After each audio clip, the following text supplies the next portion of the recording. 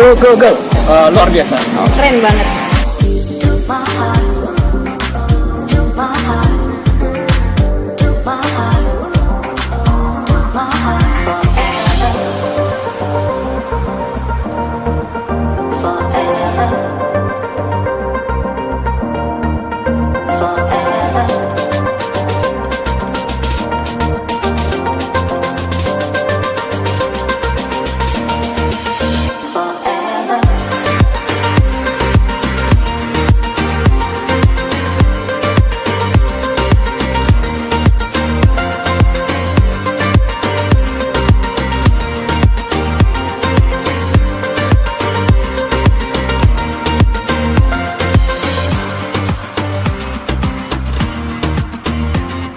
Dapat banyak ilmu yang luar biasa, Ilmu baru, kemudian pengetahuan baru serta wawasan baru.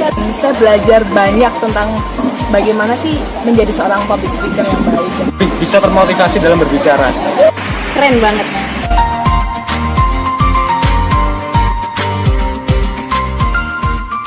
Halo, selamat malam. Kita lagi ada di Raja Resto.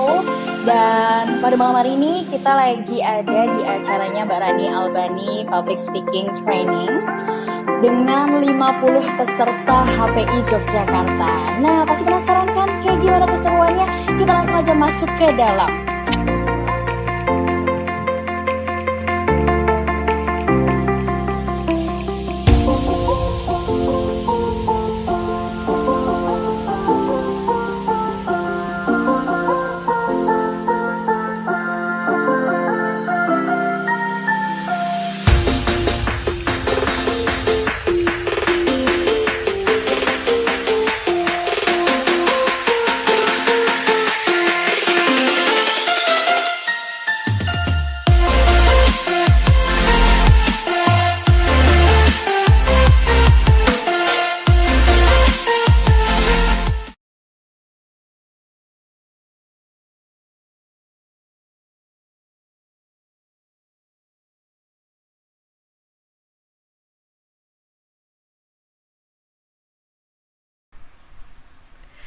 Hai, Assalamualaikum Sahabat Berani Bicara, senang sekali malam hari ini saya Rani Albani bisa kembali menyapa Anda semuanya ya, Sahabat Berani Bicara. Dan malam hari ini spesial sekali, di hari yang pertama di bulan September 2021 saya kembali menyapa Anda, dan kali ini masih seputar dunia public speaking. Nah, judulnya apa untuk malam hari ini? Tentunya saya ingin menjawab banyak sekali pertanyaan, banyak sekali request dari teman-teman yang dari kemarin banyak yang DM lewat Instagram, Facebook, kemudian DM via WhatsApp gitu kan. Nanyain Mbak Reni kapan angkat satu materi tentang Pranoto Adicoro ya. Nah, malam hari ini teman-teman spesial saya hadirkan untuk Anda seorang narasumber ya yang kalau dibilang usia sih dia junior jauh di bawah saya. Tapi kalau udah bicara pengalaman, jam terbang jangan tanya ya. Karena dia spesial banget, jam terbangnya udah gak kehitung ya. Bahkan seminggu itu dia bisa terbang beberapa kali, ngejob MC wedding, Pranoto Adicoro gitu ya, sampai beberapa kali. Udah deh kalau urusan jam terbang, pengalaman, experience gitu udah gak bisa diraguin lagi ya. Nah, spesialnya juga untuk malam hari ini teman-teman Sahabat Berani Bicara, nggak main-main karena malam hari ini ya sekaligus juga kami ada di virtual podcast Amal. Kenapa? Karena acara ini sebenarnya gratis, tapi kami memberikan kesempatan untuk Anda yang ingin ikut berdonasi. Kami mengajak Anda, hayo silahkan, kami memberikan kesempatan untuk Anda untuk bersama-sama kita bergabung di program 1000 beras untuk anak yatim. Caranya gimana? Anda boleh transfer seikhlasnya ya. Jadi transfer yang Anda kirimkan itu bukan untuk membayar acara malam hari ini. Satu hal, acara malam hari ini gratis, spesial untuk Anda semuanya yang memang serius untuk belajar ilmu public speaking, khususnya Pranoto Adicoro. Tapi berapapun nominal yang Anda transfer, seluruhnya 100% nanti akan kami salurkan, akan kami sumbangkan untuk mendukung program 1000 beras untuk anak-anak yatim. Caranya gimana? Linknya ada di bawah, ada di running text ya. Linknya ada di bawah, termasuk nomor rekening yang bisa Anda gunakan untuk transfer, dan silahkan Anda konfirmasi di barcode, dengan scan barcode yang ada di pojok bawah juga ya. Oke, malam hari ini juga nanti kami mengundang Anda untuk bisa berdialog, boleh tanya-tanya banyak hal, boleh bisa lewat kolom komentar yang ada di YouTube channel Rani Albani, atau bisa juga melalui WhatsApp di 0877 393 48884. Dan juga saya ingin menyapa teman-teman yang live di Facebook Rani Albani lagi happy. Luar biasa malam hari ini, semoga semuanya semangat. Nah, nggak usah panjang lebar lagi, saya akan perkenalkan kepada Anda siapa sih sosok yang nanti akan nemenin kita beberapa waktu ke depan untuk berbincang tentang dunia Pranoto Adicoro. Kita saksikan video berikut ini. Tulus Raharjo kalis ing sambe kala upacara panggih temanten gagrak ngayuja karto hatining krek guging panuwun katur sedaya para tamu para lenggah ingkang sampun kepareng suka pangurmatan tumapak ing upacara dan panggih temanten ing kalenggahan siang punika kepareng sekeca lenggah sinambi anggratu tumapak ing adicara candhaipun nuwun.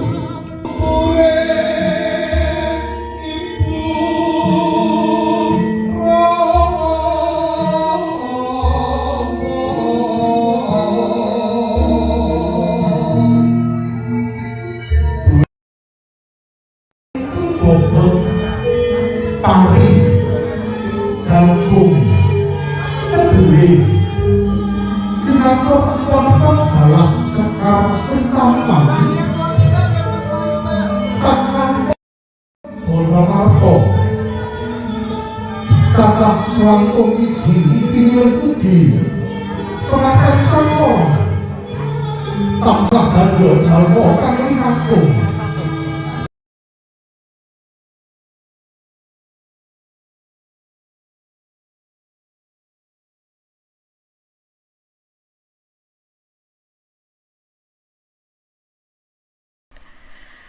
Oke, udah lihat gitu kan gimana fasihnya seorang Dhani Dananjaya mengantarkan satu acara, dan bisa dibilang acara pernikahan, wedding itu adalah acara yang sangat-sangat sakral gitu kan, sehingga siapapun pemangku hajat pasti ingin menampilkan sebuah sajian acara yang istimewa. Nah, disinilah pentingnya seorang MC, khususnya Pranoto Adicoro, karena di Jawa ini benar-benar bisa dibilang sosok seorang Pranoto Adicoro ini spesial. Nah, untuk Anda yang ingin belajar banyak tentang Pranoto Adicoro, pas banget Anda stay di acara ini. Saya akan langsung undang untuk Anda satu sosok yang bernama Dhani Dananjaya. Itu seganteng apa sih? Halo Dhani. Assalamualaikum. Aduh, kaget aku. Waalaikumsalam, luar biasa. Sehat? Alhamdulillah sehat. Alhamdulillah. Lagi di mana ini? Lagi di mana? Hari ini lagi ada di kota Solo. Oke. Tetangga ya. Ya, akan ada beberapa pekerjaan yang harus diselesaikan. Masya Allah, luar biasa. Oke Dhani, thank you banget sebelumnya malam hari ini di sela kesibukanmu gitu kan, di sela terbang sana, terbang sini, terbang sana gitu ya, menyempatkan untuk kalau aku bilang sih jariah ilmu ya. Kenapa jariah ilmu? Karena salah satu amalan yang nggak putus adalah salah satunya ilmu yang bermanfaat. Nah, kamu punya ilmu banyak, kamu amalkan, termasuk untuk podcast amal malam hari ini ya. Sebelumnya mau ucapin terima kasih dulu untuk yang sudah berdonasi malam hari ini. Untuk nantinya akan kita bagikan untuk program beras untuk 1000 anak yatim ya. Luar biasa. Amin. Luar biasa, dan pastinya ini nanti adalah dari sharing kita malam hari ini tidak hanya bermanfaat untuk mungkin teman-teman sesama profesi saja, tapi juga bermanfaat untuk adik-adik kita sahabat yatim yang memang sangat membutuhkan di masa pandemi Luar biasa ya. Oh ya, kami akan announce bahwa yang terkumpul sampai malam hari ini adalah sekitar 1,2 juta. 1.200.000. Alhamdulillah. Ya. Oke, Dani, kita ngobrolnya bahasa Indonesia boleh ya? Aku gak fase soalnya boso halus ya. Soalnya begini. Enggak, jadi begini, saya menghadirkan Dani ini bukan tanpa alasan. Satu, memang expertnya. Kedua, ini adalah menjawab banyak sekali request dari teman-teman sahabat Berani Bicara, ingin bisa berbicara khususnya bahasa Jawa gitu kan. Nah, namun di antara teman-teman ini banyak yang meskipun rumahnya itu di Jawa, asalnya dari Jawa, tetapi ketika ngomong bahasa Jawa, apalagi kromo inggil alus gitu, belum fasih, sehingga teman-teman itu takut gitu kan. Nah, tapi kan bukan berarti merasa belum mampu terus nggak mau mencoba gitu kan. Nah, Dani boleh cerita dulu nih, dulu awalnya gimana sih? Artinya banyak teman-teman itu, aku tuh pengen bisa Mbak nge-MC Jawa, tapi bingung mulainya dari mana. Boleh cerita dulu kisahnya Dani dari mana diawalinya?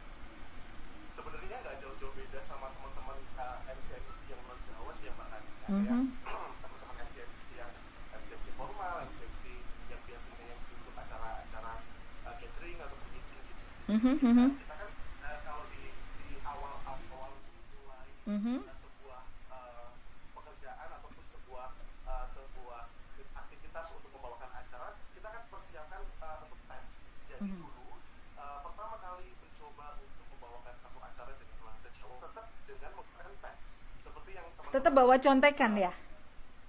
Bawa contekan. Jadi ketika itu bisa membuat kita menjadi semakin pede, membuat kita menjadi semakin yakin untuk mampu membawakan satu acara dengan nuansa atau dengan bahasa Jawa, why not itu, kenapa tidak?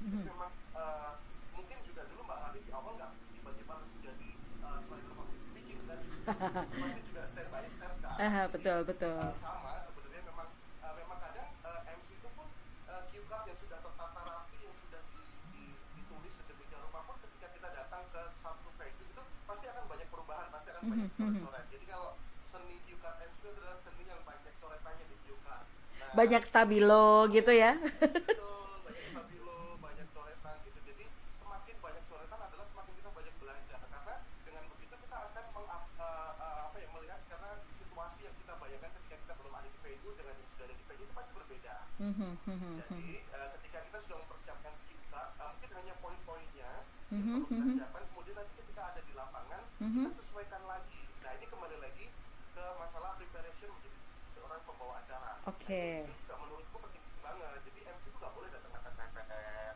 nggak boleh datang mendekati jam acara. Jadi paling nggak ada sekitar waktu kurang lebih 30-40 menit lah kita bisa menata situasi dan kondisi diri kita dulu, biar agak sedikit tenang dulu. Ketika kita sudah tenang, sudah bisa menguasai ambience di venue begitu, dan baru kita nanti mempersiapkan cue card. Apa yang nanti akan kita omongkan, di situ kita bisa ditambahan coret-coret, bisa ditulis cue-nya apa aja yang harus kita kuasai nanti gitu. Jadi kunci pertama kali aku dulu waktu menjadi MC untuk terutama ada Jawa begitu ya, sama seperti teman-teman MC yang lain, pasti dengan contekan begitu, kita bisa menyebutnya dengan cue card atau dengan teks yang sudah kita persiapkan sebelumnya. Jadi bawa contekan dengan kalimat penuh A sampai Z itu boleh ya? Boleh, itu sah hukumnya untuk seorang pembawa acara. Cuma nanti tinggal ini aja sih, mainkan intonasi gitu ya. Betul. Mainkan stressing. Seperti membaca. Seperti membaca ini Ibu Budi ya. Jadi harus memainkan intonasi. Oke. Kadang ini ada Mbak Rani, sebagian teman-teman yang sempat curhat juga ke Dani, ketika kita sudah ada di depan audiens, biasanya kan kita yang biasa sering kita hadapi adalah grogi. Betul. Ketika kita grogi, apa yang sudah kita persiapkan di situ kadang blank, hilang. Nah, fungsi dari cue card atau dari poin-poin yang kita siapkan adalah mengantisipasi ketika kita grogi menghadapi audiens yang banyak, adalah kita masih akan ingat dengan tulisan tangan kita sendiri. Oke. Cue card harus dibuat sendiri ya, nggak boleh dibuatin sama orang lain ya. Jadi ketika kita membaca tulisan kita, oh ingat ini maksud kalimat ini adalah penyampaian saya akan seperti ini. Oke, jadi nah, memang harus cermat mengamati. Makanya kenapa saya bilang tadi bahwa kita harus kita buat sendiri untuk mengantisipasi biar kita terbiasa pasti terbiasa untuk membaca pola tulisan tangan kita sendiri. Poin-poinnya kita akan tahu gitu Pak. Kalau Oke. aku sih dulu kita berbicara untuk mengantisipasi grogi dan lain sebagainya, pasti setiap orang tuh pasti punya caranya masing-masing. Gitu. Kalau aku dulu lebih untuk aku lawan sendiri rasa grogi itu, aku lawan aja. Betul. Semakin aku lawan semakin aku berani. Siap. Kalau kita makin down, makin drop begitu, jatuhnya jadi ngeblank. Jadi ngeblank. Orang semua. Betul. Dan kadang tubuh melakukan reaksi yang negatif juga gitu kan, keringetan lah, nervous lah, dan lain-lain ya. Oke, kuncinya berarti adalah berani mencoba, wato nekat gitu ya. Oke. Kalau kamu tidak berani mencoba, selamanya tidak akan pernah bisa tahu kemampuan kamu sampai sebatas mana. Apalagi kalau zaman sekarang kan contekan banyak ya di Google ya. Banyak. Juga sudah banyak. YouTube udah banyak gitu kan. Nah, oke, kalau nekatnya udah, nanti kita kupas di sesi lain ya. Karena untuk menumbuhkan kepercayaan diri, Anda bisa lihat di beberapa konten YouTube saya juga sudah saya kupas, teman-teman ya, sahabat berani bicara. Pokoknya keberanian mental harus dibangun dari awal. Nah, mumpung ada Dani, kalau kita kupas itu nanti kelamaan, kita akan langsung menuki ke materi tentang Pranoto Adicoro. Ya, Pranoto Adicoro identik dengan acara sakral pernikahan. Dani boleh cerita dulu nih, kalau ritual pernikahan dari awal sampai akhir itu secara makro apa aja sih urut-urutannya gitu? Oke, secara garis besar untuk urut-urutan rangkaian acara pernikahan, khususnya kita berbicara di sini karena Pranoto Adicoro pasti lekat hubungannya dengan adat Jawa. Jawa, kalau kita membahas Jawa itu pasti nanti ada terbagi menjadi Jawa mana nih, Jogja atau Solo. Tapi secara garis besar akan dan dijelaskan untuk rangkaian upacara pernikahan adat Jawa. Biasanya kalau misalnya kita berbicara rangkaian upacara adat Jawa yang lengkap, diawali dengan prosesi siraman. Oke. Nah nanti prosesi siraman itu prosesinya ada macam-macam, ada majang taruh, ajang rajin toge dan lain sebagainya. Nanti akan kita bahas. Kalau misalnya mungkin teman-teman yang penasaran dengan urutan acaranya, boleh deh komen di YouTube ya. Sambil obrolkan begitu. Diawali dengan siraman, kemudian setelah siraman itu biasanya siraman dilakukan dengan kedua calon mempelai. Jadi pertama biasanya calon mempelai wanita dulu, kemudian nanti gantian dengan calon mempelai pria. Di masa sekarang ini sudah tidak lagi mempelai pria dan juga mempelai wanita itu siraman di tempat terpisah, biasanya untuk menghemat budgeting, kemudian menghemat tempat juga dan menghemat perangkat. Biasanya diadakan dalam satu lokasi begitu secara bergantian nanti calon mempelai pria. Nah setelah prosesi siraman untuk kedua mempelai ini selesai, nanti biasanya di malam hari akan ada yang biasa kita sebut dengan malam bidadari atau menik sekar atau seserangan, atau orang Jawa biasa menyebutnya sopikon. Oke. Ya, nah setelah prosesi bidadari ini atau seserangan atau menik sekar itu selesai, biasanya nanti akan berganti hari karena biasanya dilakukan setelah Ramadan Isya.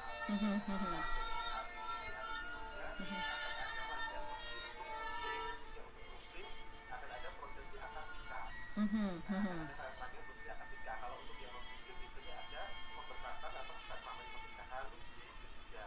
Kemudian nanti setelah selesai rangkaian nikah secara keagamaan, biasanya akan dilanjutkan dengan prosesi upacara adat panggih pengantin. Setelah upacara adat panggih pengantin, baru kita bisa masuk ke tasyakuran atau resepsi pernikahan. Itu secara garis besar makronya seperti itu. Oke. Banyak ya ternyata ya. Banyak rangkaiannya. Jadi enggak selama 2 hari. Oke. Jadi manten jangan dibayangin yang enak-enak aja dulu ya, capek. Capek aja dari awal riwehnya gitu kan. Iya, betul. Nah, apalagi kalau sudah bicara pakem ya. Tapi kalau sekarang kan sudah beberapa pemangku hajat itu pakai kombinasi Dani ya. Ada ritualnya ada, nasionalisnya ada gitu kan. Iya. Kalau yang sudah ini kenapa kita bisa menyebutnya bahwa adat MC adat harus bisa menguasai untuk MC secara nasional atau secara modern. Karena memang sekarang ini di masa-masa sekarang ini pemangku hajat pengen yang simple gitu Mbak Rani. Jadi orang bisa untuk all in, jadi adat yang menguasai. Kemudian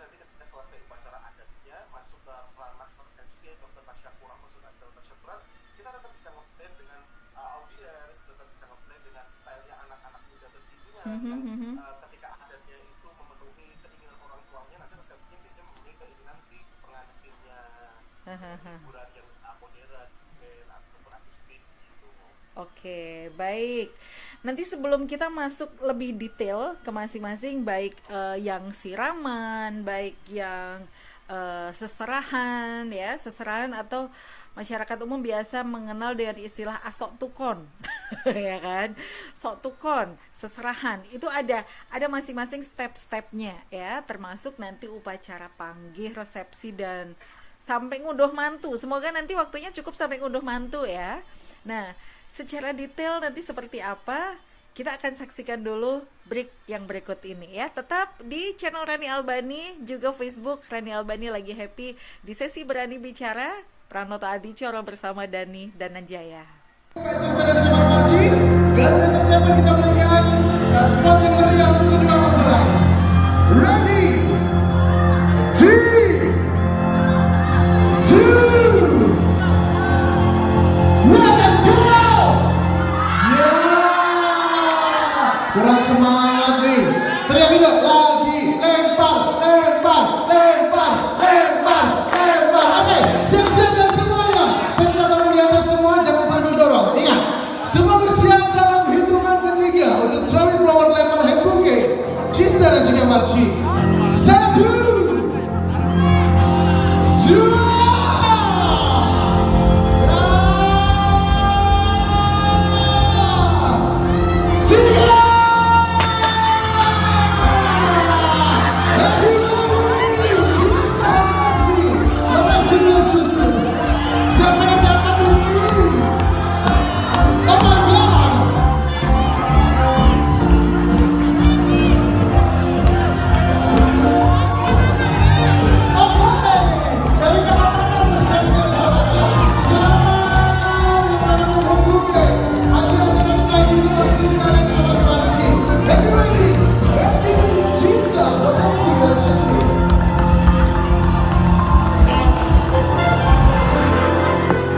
dan kita akan melanjutkan kembali.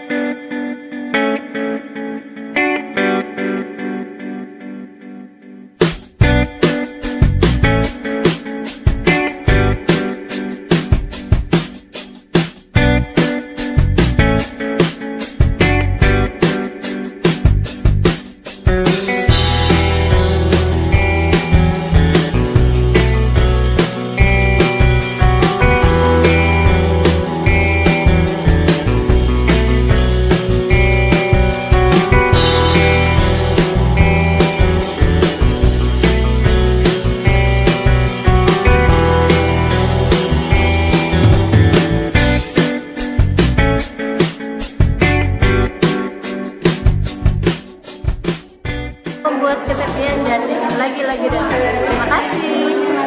Terus jadi tambah ilmu.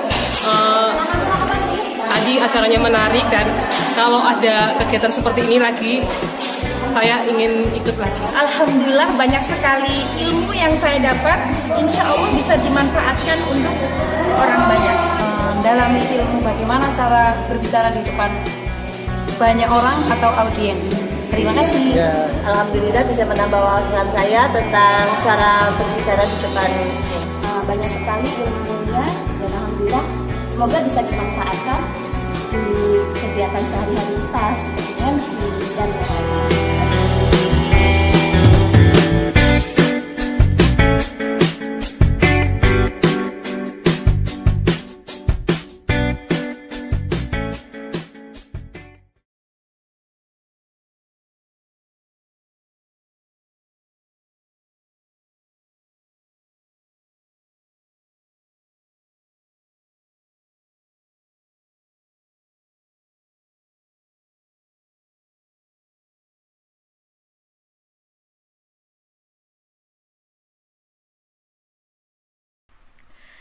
Oke, Sobat Berani Bicara, kita kembali lagi di sesi malam hari ini dengan tema Pranoto Adicoro. Dan sekali lagi kami mengucapkan terima kasih buat teman-teman yang terus berdonasi untuk sahabat yatim dalam program beras untuk 1000 anak yatim ya. Sekali lagi bahwa virtual podcast Amal malam hari ini 100% donasi yang Anda kirimkan nanti akan kami salurkan untuk program 1000 beras untuk anak yatim ya. Baik, caranya gimana? Donasi bisa Anda kirimkan melalui yang tertera di layar Anda ya, dan silakan bisa mengisi konfirmasi dengan scan barcode yang ada di pojok paling bawah ya. Sekali lagi terima kasih untuk Anda yang stay di YouTube kami. Saya ingin menyapa dulu deh untuk Mas Dimas yang ada di Purworejo. Terima kasih malam hari ini hadir. Kelas Bu Nunung, halo. Ini Nunung udah jadi bu guru sekarang, jadi buka kelas ya. Juga Mas Denny dari Pemda Bantul, terima kasih untuk stay malam hari ini. Dan silakan Anda boleh tuliskan di kolom komentar pertanyaan yang sekiranya akan Anda gali dari narasumber yang saya hadirkan malam hari ini bersama Dani dan Nanjaya. Jangan lupa juga follow Facebook dan juga Instagram kami yang tertera di bawah ya. Di bawah kelihatan ada Facebook dan juga Instagram kami. Silakan boleh di follow. Kenapa? Karena kami sering berbagi konten juga di situ ya. Dan malam hari ini kembali saya akan undang Dani. Masih di situ? Masih di seberang? Oke. Tadi kita baru perkenalan dulu nih untuk ritual pernikahan dari acara malam Midodareni gitu kan. Nah, kita dari awal dulu deh, kita kupas. Kalau di sesi Midodareni itu ada apa aja di sana? Di awal siraman dulu dong, Mbak. Oh iya, siraman. Ketika di siraman, di tradisi atau di upacara adat siraman itu biasanya diawali dengan upacara majang taruk. Upacara majang taruk itu adalah pemasangan BTP sebagai penanda dimulainya rangkaian hajat mati dari sebuah keluarga. Gitu. Nanti setelah majang taruk atau upacara pasang BTP, biasanya di situ akan dilanjutkan dengan rangkaian acara ngeracik toyo permitosari atau permito adi atau toyo pamor itu untuk siraman si calon mempelai. Setelah ngeracik toyo, rangkaian ngeracik begitu ada memasukkan 7 sumber air, memasukkan bunga setaman, kemudian ada kelapa 1 gandeng, kemudian ada menata alas atau kalau kita menyebutnya dalam bahasa Jawa noto, lemek, lenggah atau menata alas untuk duduk si calon mempelai ketika prosesi siraman. Ketika sudah rangkaian prosesi noto lemek selesai, biasanya ada rangkaian acara pamijen. Pamijen itu mengambil sebagian air untuk nantinya akan dikirimkan dengan peraga yang biasa kita sebut dengan Duto Tirto atau Duto Toyo untuk dikirimkan ke kediaman calon mempelai pria untuk sarana siraman calon mempelai pria.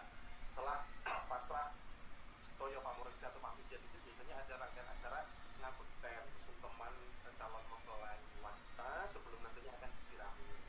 Setelah selesai siraman, calon mempelai wanita akan dikeluarkan di tempat siraman yang tadinya memakai busana atau memakai kebaya atau busana keputren akan diganti busana keputren dengan busana pasatan. Untuk mandi atau untuk siraman kita menyebutnya dengan busana pasatan. Kayak basahan gitu ya? Kayak kemben gitu ya? Betul, dengan di atasnya ada kip rangkaian bunga melati, biasanya seperti itu. Nanti setelah didudukkan akan disirami dulu dari ayahnya, ayah anda. Setelah ayah anda menyirami, nanti ibunda menggosokkan kolnya dulu seperti diukur dari tangan di seluruh tubuh. Setelah itu ibunya menyirami, baru dipilih 5 bini sepuh atau sesepuh putri. Jadi totalnya adalah 7 ganjil dengan orang tua. Kenapa kok 7? Dalam bahasa Jawa 7 berarti itu berarti hitungan. Pituduh. Begitu. Jadi rangkaian upacara adat Jawa itu syarat atau penuh dengan makna. Jadi memang semuanya itu ada maknanya dari masing-masing upacara adat dan sebagainya. Nah, setelah selesai nanti upacara adat siraman, manten putri sudah selesai disirami oleh 7 bini sepuh itu termasuk dengan orang tua, akan ada acara puloni. Puloni itu sesuci. Teman-teman mempelai putri akan diberikan air yang dikeluarkan biasa kita sebut kendi, kalau tidak dapat bisa dengan menggunakan kendi. Untuk kalau muslim ya wudu, kalau untuk yang muslim sesuci atau membersihkan seluruh bagian tubuh dari atas kepala sampai dengan ujung kaki. Setelah mulai selesai, kemudian nanti akan ada upacara pecah pamor nih, yang biasanya kita lihat kalau di Seraman ada banting-banting, ada mecah kendi, ada mecah kelenting, itu namanya upacara pecah pamor. Itu filosofinya apa? Pecah kendi itu? Pecah pamor adalah jadi kayak membuka aura dari calon mempelai itu. Oke. Ketika sudah disirami, auranya akan keluar dengan pecah pamor. Pamor itu semacam aura, jadi kayak kecantikan gitu. Seperti pas kita malam hari ini. Oh, kalau ini auranya jadi aur-auran gitu kan. Puas lo, puas. Oke. Oke, dan nih Jadi rangkaian acara siraman itu memang panjang sih Mbak, menurutku lebih panjang daripada upacara adat pagi. Oke. Panjang rangkaian acara itu. Tadi kan disebutkan ayah, lanjut ibu, gitu kan, dan 5 orang sesepuh. Biasanya 5 orang sesepuh yang ditunjuk ini siapa aja? Nah, itu bisa dari Bebas. keluarga terdekat, misalnya bisa budi, bisa tante, atau mungkin orang di lingkungan sekitar tempat tinggal kita yang memang sudah disepuhkan. Oke. Sesepuh yang ada di daerah situ, misalnya kayak istrinya siapa begitu, atau bapak apa, atau siapapun yang merasa kita mendapatkan berkah dari ketika orang tua akan menyiram kita. Oke. Yang dirasa bisa memberikan doa, memberikan berkah dan sesuatu efek yang positif untuk si calon mempelai. Itu sih biasanya Itu tergantung dari ungkapan hati pemangku hajat. itu harus putri atau boleh putra-putri? Kalau untuk siraman putri, langkah lebih baiknya untuk yang menyirami itu putri. Oke. Terlepas dari ada lagi yang budaya di keraton itu memang mempelai pria pun yang menyirami juga bisa putri gitu. Karena kalau di keraton Jogja, Lakso Dalem adalah tidak menyirami calon menantunya gitu. Jadi tetap yang menyirami adalah GKR emas. Jadi kita berbicara di luar keraton. Kalau di luar keraton biasanya disesuaikan. Untuk mempelai putri yang menyirami biasanya putri-putri, kemudian siraman mempelai pria biasanya yang menyirami kakek-kakek gitu. Oke, baik. Aku tertarik tadi yang istilah ngirim air apa, duto terto apa tadi? Nah, itu airnya itu kan berarti dari pihak pengantin putri ngirim air ke pengantin kakung, gitu kan? Pengantin pria. Berarti siramannya ini kalau dipisah ya berarti ya? Halo? Kalau siramannya dipisah, kalau siramannya dipisah, itu biasanya ada dua getok. Tapi karena aku tadi bicara ketika siraman sekarang lebih mengutamakan efektivitas tempat dan kemudian peraga Dan budget. Ngirit ya. Oke, cus. tidak terpisah, itu akan dijadikan di satu tempat nanti bergantian. Nah, tutor ini biasanya untuk keperluan dokumentasi Mbak Ani. Jadi Oke. ketika nanti kita divideokan atau di foto begitu, rangkaian acaranya akan seperti seolah-olah kedua mempelai ini siraman di tempat yang berbeda. Oke, meskipun Keperluan konten lah. apalagi mengatasnamakan PPKM gitu kan. Ngirit. Itu semuanya diirit gitu ya. Termasuk honor MC nih. Oh enggak. Tit gitu ya. Oke. Baik, setelah disiram nih, setelah siraman selesai, terus pengantin putri ini diapain, Dani?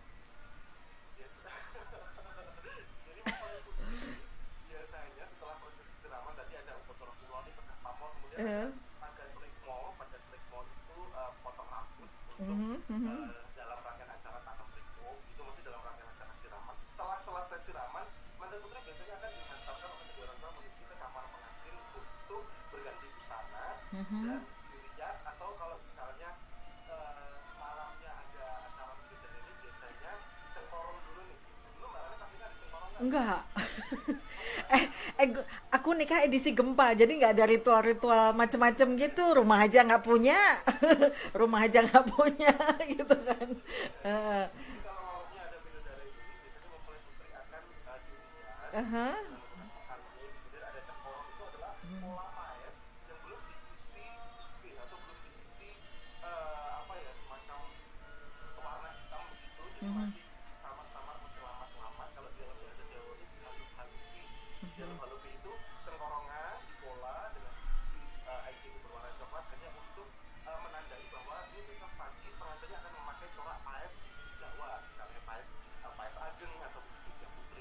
Baik baik Jogja ataupun Solo sama untuk yang ritual ini. Sama, baik Jogja ataupun Solo sama. Jadi malam itu pengantin pasti untuk malam ibaratnya akan di Cemorong, akan tidak dan cantik dengan sambur, walaupun mempelai putri itu tidak keluar ketika malam ibadah itu, karena biasa kita sebut dengan malam pingitan.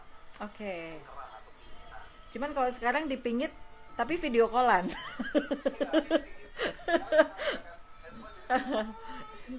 Jadi meskipun dipingit bisa video call atau lebih lebih canggih lagi ngezoom gitu kan rame-rame. Hai gitu. Oke.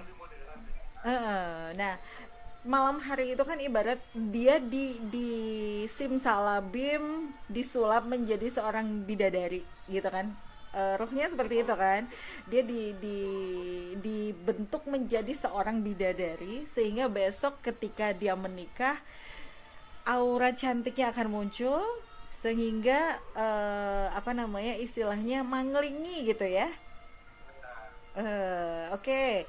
Setelah siraman udah, midodare ini udah, berarti kita masuk ke step selanjutnya adalah seserahan dulu. Seserahannya gimana seserahannya? Ya, seserahan biasanya kalau ada malam bidadari itu seserahan akan ada di malam itu. Jadi Oke. pasrah mempelai pria untuk besok pagi dia akan dinikahkan itu ada di malam bidadari itu, berikut dengan memasrahkan perlimusan. Jadi perlimusan yang esok pagi, mahar, mas kawin dan sebagainya, seserahan itu akan diserahkan malam hari itu berikut dengan calon mempelai pria. Oke. Juga ada rangkaian, ada prosesinya Mbak Rani. Nah. Prosesinya di malam hari itu. Oke, kita sekarang akan kupas rantaman Adicoro untuk seserahan, serah tinampi ya.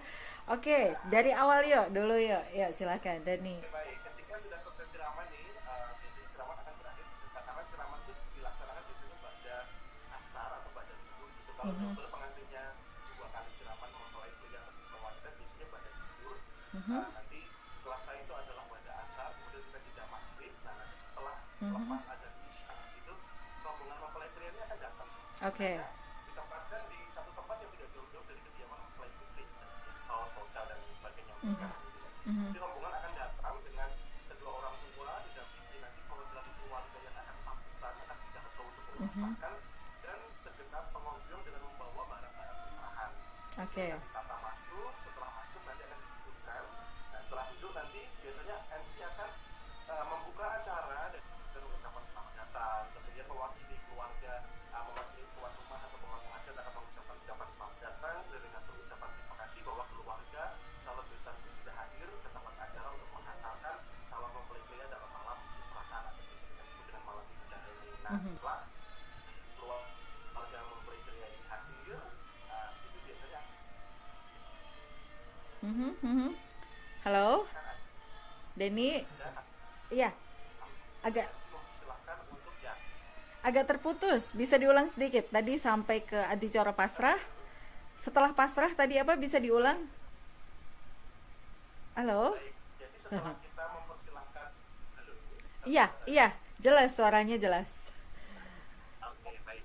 Jadi setelah keluarga nanti datang, setelah disambut oleh MC dan lain sebagainya, kita akan mempersilahkan kepada petugas yang sudah ditunjuk oleh keluarga calon mempelai pria untuk memasrahkan atau menyampaikan apa yang jadi maksud dan tujuannya. Kita akan mempersilahkan petugas pasrah untuk pidato untuk sambutan memasrahkan mempelai pria berikut dengan seluruh ukuran perlimusan. Saya potong dulu. Di sesi ini calon pengantin putri udah dikeluarin belum? Enggak, jadi memang calon mempelai putri memang tidak keluar. Memang diumpetin ya? Oke, jadi memang dipingit tadi ya? Nah, kemudian ketika sesi pasrah nih, sebelum pasrah kan pambagio dulu ya? Ya, biasanya pambagio harjo untuk di masa-masa sekarang ini biasanya dirangkap oleh MC. Oh, baik. Kalau tidak ada peraga yang dari keluarga, biasanya disambutlah wakil MC Kemawon. MC aja gitu. Lo tenan, MC deh ngirit ya. Pokoknya Juga beberapa case itu MC juga selaku perwakilan keluarga untuk menerima atur pasrah. luar biasa. Sepaket ya. Jadi memang harus multitasking ya. Oke, nah ketika atur pasrah dari dari keluarga calon pinanganten putra, ya kan? Itu sebaiknya perwakilan dari keluarga itu diapit nggak sih sama bapak ibunya pengantin atau perwakilan keluarga gitu? Nah, biasanya kita berbicara kalau harus diapit atau tidak itu kita kembali lagi ke adat mana. Biasanya kalau Jogja itu memang orang tuanya mendampingi calon mempelai pria hadir ketika malam itu dari atau seserahan. Kalau di Solo biasanya kita lebih menyebutnya dengan nyantri. Nyantri itu jadi calon mempelai pria hadir sendiri dengan ditemani oleh perwakilan keluarga. Bisa Pak Dede, bisa Om Tante gitu. Kendel ya. Iya, kita berbicara ke adat dulu mau adat mana. Kalau adat Jogja biasanya orang tuanya ibu. Oke. Tapi sekarang sudah lebih ke apa ya, kita berbicara global biasanya orang tuanya datang gitu karena sebagai penghormatan kan malam hari itu mereka sebelum besok paginya tetap di upacara akad nikah ataupun pernikahan dan saat perayaan pernikahan malam itu ditemukan dalam rangkaian acara bidadari ya dilanjutkan dengan ramah tamah biasanya ada jamuan makan setelah acara bidadari. Oke, baik. Tadi ada yang orang tuanya berdiri mendampingi petugas pasrah, ada juga yang tidak. Jadi itu bukan sebuah kepastian ya, artinya ya menyesuaikan. Tidak ada aturan baku, menyesuaikan juga untuk tempat. Kadang kita bertemu dengan lokasi venue yang sempit tidak memungkinkan tiga orang berdiri. Apalagi sekarang di masa PPKM, di masa pandemi COVID harus jaga jarak, jadi meminimalisir kontak fisik, jadi hanya peraga-peraga saja. Oke. Baik, atur pasrah dari calon pengantin putra sudah, berarti selanjutnya adalah diterima nih. Nah, sebelum diterima biasanya ada prosesi tampingan. Apa itu? Calon mempelai putri. Apa itu? Calon mempelai putri ini di dalam kamar sudah disiapkan wireless mic biasanya. Kita pakai wireless mic. Nah, nanti sebelum atur pasrah itu ditampil oleh keluarga calon mempelai putri, itu biasanya nanti dari orang tua ini akan menanyakan lagi nih ke anaknya, gimana nih? Kamu malam hari ini datang keluarga calon mempelai putri untuk memasrahkan mempelai pria ini besok nikahkan denganmu anak ibu ibaratnya seperti itu. Kamu bisa menerima nggak malam hari ini? Kamu bisa memberikan jawaban nggak? Setelah ditanting calon mempelai wanita kan pasti juga sudah kita setting dengan jawabannya, dengan teksnya dan sebagainya. Biasanya dibantu dari tim wedding organizer sudah disiapkan untuk teks jawaban tantingan dari ayah ke anak putrinya. Setelah dijawab bersedia untuk menerima calon mempelai pria untuk besok pagi dinikahkan, baru di situ atur pasrah akan diterima oleh perwakilan dari keluarga mempelai putri gitu. Oke, berarti ada sesi Dok, kue tak rapi karo iki gelem ora gitu. Ya betul. Oh baik. Kalau aku yang ditanya jadi pengantin putri, mau nggak Dok? Banget. Mau nggak ada, mau nggak Dok? Mau banget lah gitu ya. Betul seperti itu. Kita bisa menyebutnya kalau di tayangan-tayangan itu kayak Oke. suasana aja biar tidak terlalu kaku. Oke. Biasanya kalau di tantingan itu kita bisa bikin jokes di situ. Jadi mempelai putri ini saya mau menerima Mas ini untuk menjadi suami saya esok pagi dalam acara akad nikah dan besok pukul, tapi saya punya syarat. Saya ada syaratnya nih biasanya yang kita set untuk kedua mempelai ini biasanya berbalas pantun. Oke. Mempelai putri ini mau menerima kalau si cowok ini bisa bikin pantun, jadi kayak semacam balas-balasan pantun untuk kita menghangatkan suasana aja sih. Meskipun itu by setting gitu kan. Iya, itu by gimmick atau by setting, tapi orang pasti tidak akan notice kalau di situ sudah kita setting sih. Oke, nah Gimmick atau apa ya semacam kayak jokes untuk menghidupkan suasana di malam hari itu aja sih. Nah berarti tantangan bagi MC nih untuk bisa bermain di sini, di sesi ini Ya, gitu kan. Ya, itulah aku menyebutnya bahwa tidak selalu bahwa MC adat itu harus melulu berbicara tentang adat. Kita harus entertain audience. Kita harus membawa suasana itu menjadi lebih segar, lebih hidup. Lah tantangannya ada di sini nih malam hari ini. Biasanya kalau seseorang tuh ekspresi mukanya tuh seperti semua. Tegang semua. Sa MC ini melu tegang ya kan. Biasanya MC ini ikut tegang.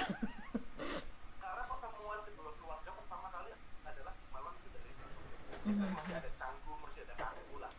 Dicairkan ketika pas pasrah tampil ini, ketika mantan ini ditampil dengan sedikit jokes begitu, kita bisa membuat orang-orang itu agak sedikit relax. Jadi otot Oke. chill lagi, lebih bisa membaur lagi. Oke, baik. Berarti kita sudah ada pasrah, panampi, terus nanti kita akan masuk ke ijab, ya. Baik, sebelum kita masuk ke ijab, oh, di acara seserahan masih ada lagi? Oh, masih banyak ternyata. Sampai di mana? Terus, oke, oke. Lanjut. Setelah pasrah tampi, Aha. setelah pasrah tampi ini nanti akan diserahkan secara simbolis seserahan dari calon mempelai pria kepada keluarga calon mempelai wanita. Biasanya simbolnya apa ini biasanya? Nah, yang wajib harus ada adalah pisang sanggan. Pisang raja ya. Ya, pisang raja. Ini sebenarnya simbol apa sih? Apalagi pisang kolak, jangan. Sebenarnya ini simbol apa sih, Dani? Simbol apa ini? Kenapa harus pisang raja? Pisang sanggan. Sanggan itu kan berarti menyangga. Oke. Kayak wujud tanggung jawabnya pria untuk nantinya seperti mengayomi wanita, seperti ya sebagai kepala keluarga lah. Itu biasa kita sebut dengan pisang panebus atau sanggan pameto atau sanggan panebus. Jadi ketika malam hari itu kita sudah pasrah dan kemudian diterima, kita menebus mempelai putri itu dengan pisang serono pisang sanggan. Oke. Yang ada adalah serono pisang sanggan, bisa ditambah dengan redono atau uang ataupun peningset berupa perhiasan. Oke. Atau apapun itu nanti kita simboliskan. Pemasangan cincin bisa nggak di sesi ini? Kalau untuk pemasangan cincin tidak bisa di acara ini karena mantan putri kan tidak tua.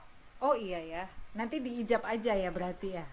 Tidak. Jadi ketika setelah penyerahan secara simbolis barang hantaran masih ada prosesi lagi yaitu catur wedo atau catur laksito tomo dan pemberian ujuan toyo wening.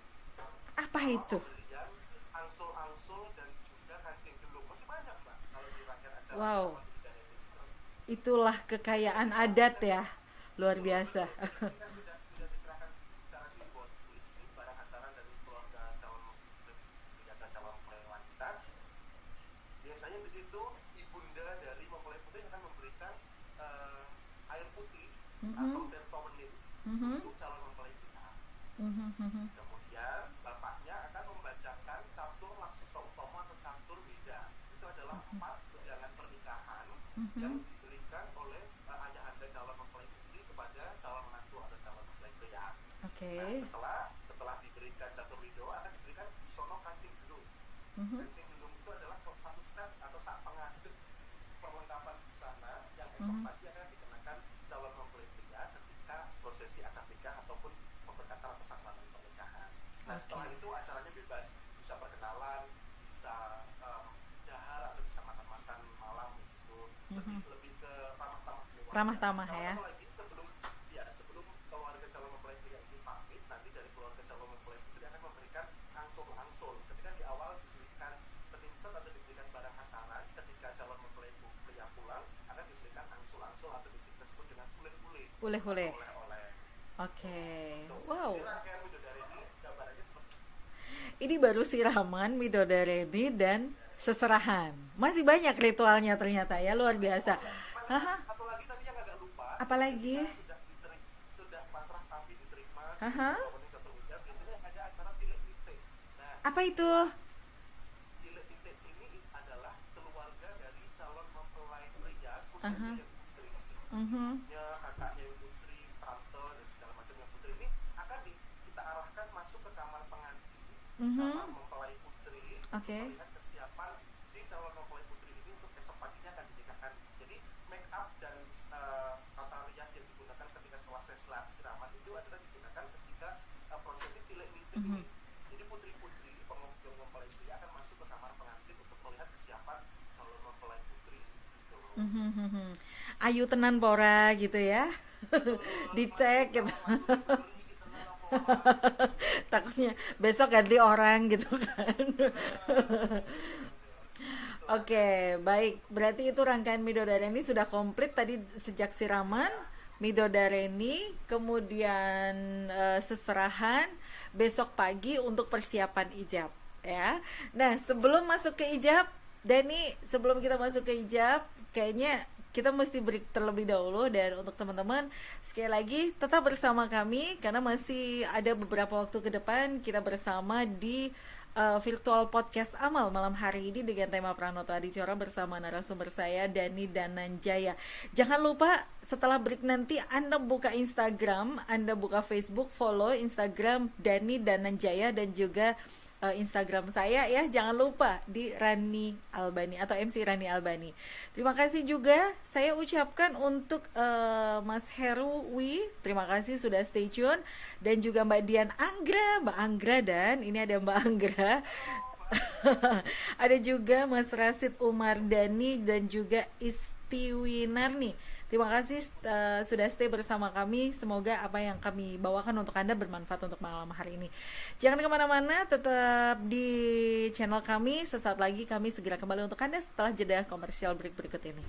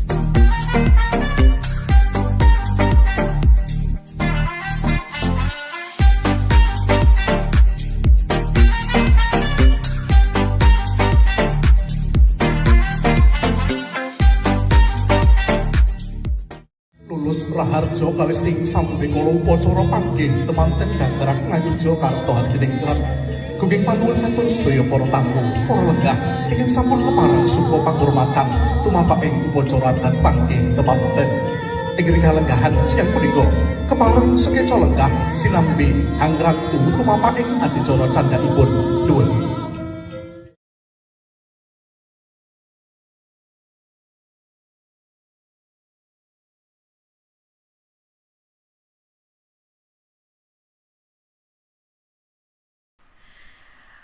Oke, terima kasih Anda masih setia bersama kami di live podcast virtual untuk malam hari ini dengan tema Pranoto Adicoro, sahabat berani bicara. Dan kita masih ada beberapa waktu ke depan ya pastinya. Dan juga kami ucapkan terima kasih untuk Anda yang ikut berdonasi sekali lagi dalam mendukung program 1000 beras untuk anak yatim. Sekali lagi untuk Anda yang baru saja bergabung, donasi bisa Anda kirimkan melalui nomor rekening yang tertera di layar Anda, di screen Anda. Dan untuk konfirmasi silakan Anda bisa scan barcode yang ada di pojok bawah juga ya. Dan seluruh hasil donasi yang terkumpul untuk malam hari ini akan kami salurkan untuk program, sekali lagi program 1000 beras untuk anak yatim. Insya Allah nanti semoga semuanya bermanfaat ya. Masih bersama Dani Dananjaya dengan tema Pranoto Adicoro, teman-teman sahabat berani bicara untuk malam hari ini. Tadi kita sudah banyak mengupas tentang ritual sebelum prosesi ijab qabul ya. Sebelum kita mengupas tentang bagaimana sih kata-kata apa sih yang mesti dikeluarkan oleh seorang MC itu nanti. Kenapa? Karena ruh dari sebuah acara harus kita ketahui terlebih dahulu. Jangan sampai kita punya susunan kata-kata tapi nggak ngerti ini ruhnya apa, ini seremonialnya bagaimana ya. Karena sekali lagi teman-teman sahabat berani bicara, bahwa berbicara itu bukan sekedar bagaimana kita mampu merangkai kata. Selalu saya ulang-ulang seperti itu, bukan sekedar kita mampu merangkai kata-kata menjadi sebuah kalimat, tetapi seorang master of ceremony, seorang MC, seorang pranoto adicara, satu hal yang lebih penting adalah dia bisa menyatu, bisa ngesol dengan acaranya. Sehingga di awal ini saya ajak Dani untuk dia banyak bercerita tentang ruh sebuah acara, seremoni dan adat pernikahan dari awal hingga akhir itu seperti apa ya. Urusan kata-kata itu kalau Anda mau menjadi seorang MC itu pikir belakang. Nanti yang penting ruh dari sebuah acara itu menyatu dulu dengan kita, barulah nanti urusan kata-kata kita bisa cari contekan. Gitu Dani ya. Nah, jadi yang penting kita kawin dulu sama acaranya gitu kan. Sama ini maksudnya apa? Betul. Urusan kata-kata Dani tadi bilang nanti kita bisa bawa contekan. Lama-lama nanti bisa improve sendiri gitu kan. Nah, betul. Nah, kita sekarang masuk di prosesi esok harinya ya. Kita awali dari prosesi ijab kabul ya kan. Nah, Dani bisa cerita nih di prosesi ijab kabul ini rantamannya seperti apa. Namun sebelumnya untuk teman-teman yang Anda stay di Facebook ya ataupun di YouTube, silakan Anda boleh tuliskan di kolom komentar hal apa sih yang ingin Anda gali dari seorang Dani Dananjaya gitu kan. Hal apa sih yang masih menjadi misteri bagi Anda, kenapa sampai detik ini Anda belum berani mencoba menjadi seorang pranoto adicara ya. Boleh silakan tulis di kolom komentar di YouTube ataupun di Facebook, ataupun bisa lewat WhatsApp di 087731988884. Dani, rantaman ijab kabul, silakan.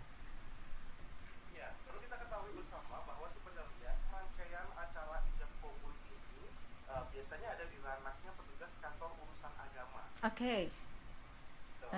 Jadi MC hanya bertugas untuk menghantarkan saja, menghantarkan acara akad nikah biasanya dengan opening, kemudian sedikit ucapan selamat datang dengan ucapan terima kasih mewakili Bapak Muhajir kepada tamu undangan yang hadir di prosesi akad nikah dan ijab kabul. Nah, nanti setelah itu biasanya kita akan memanggil peraga, parogo gitu ya. Yang akan ada di majelis akad nikah dan ijab kabul. Jadi biasanya terdiri dari calon mempelai pria, wali nikah, saksi dari keluarga calon mempelai pria, saksi dari keluarga calon mempelai wanita, kemudian petugas pembaca ayat-ayat suci Al-Quran atau qori, dan terakhir adalah pemanggilan petugas kantor urusan agama di wilayah Kapanewon atau kecamatan setempat. Artinya ini kalau ijab kabul terpisah ya, karena sekarang kan ada beberapa seremoni yang pokoknya dari seserahan lanjut ijab itu digabung ya. Kalau misalnya nggak pakai acara malamnya gitu. Kalaupun untuk masalahnya tidak ada acara dari seserahan, biasanya rangkaian acara yang ada di seserahan tadi akan kita tempatkan di sebelum akad. Biasanya kita spare waktu kurang lebih 1 jam di awal, misalnya akan kita pukul 9, jadi pukul 7.30 itu kita sudah harus mulai rangkaian acara kirap. Kemudian sesuai kayak di awal yang malam itu, bedanya ketika di acara seserahan pagi hari sebelum akad biasanya tidak ada acara tidak ada acara perkenalan ramah tamah dahar, kemudian pasrah kancing minum, itu tidak ada, hanya pasrah bisa, kemudian pasrah langsung saja. Oke, lebih praktis ya. Betul, jadi tidak ada perlawanan juga melatih, tidak ada pemberian bekal penting dan ucap tidak, itu biasanya tidak ada, karena mengingat waktunya biasanya agak sedikit mepet kalau kita di dalam 1 hari dengan akad nikah, dalam satu hari dengan akad nikah. Oke. Tapi ya bisa juga ketika malam hari itu tidak ada acara apa-apa, pagi hari sebelum akad kita bisa mengerjakan untuk seserahan. Oke, nah ini kan tadi kita sudah masuk di ritual ijab ya, persiapan untuk ritual ijab. Artinya MC kemudian mengundang para parogo gitu ya, praga. Seperti apa tadi, bisa diulang? Calon pengantin putra pria, kemudian saksi dari dua belah pihak ya, saksi putri, saksi kakong ya. Oke, kemudian wali nikah. Di sini pengantin putri kan tidak harus keluar ya? Setelah sah. Oke.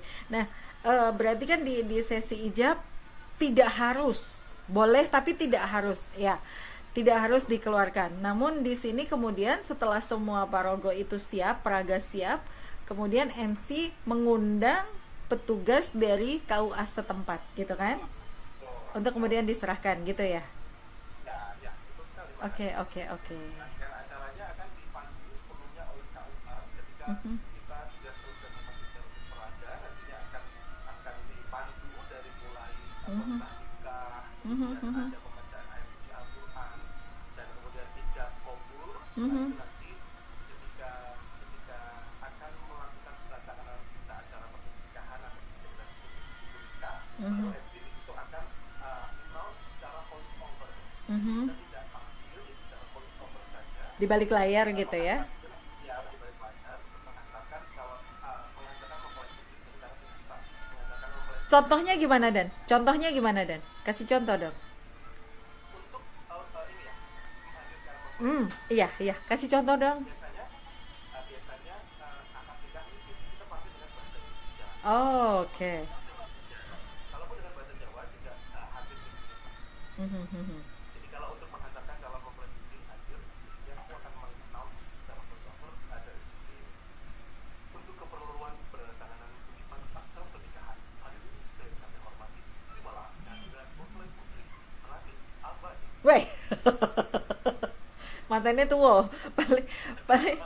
Paling abdiannya mikir mantannya tua. Gitu.